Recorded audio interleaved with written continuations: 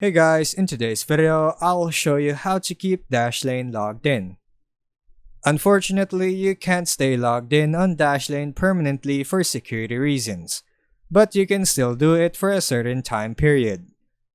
When logging into the Dashlane Smart extension on the browser, look for the option Keep Me Logged In for 14 days and make sure to check it. That lets Dashlane stay signed in across browser sessions for up to 2 weeks.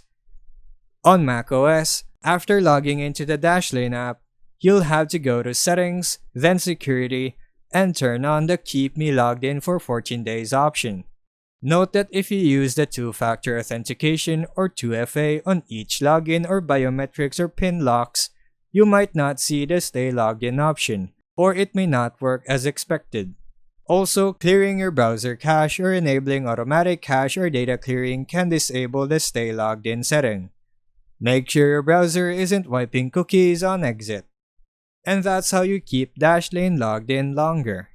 Thanks for watching.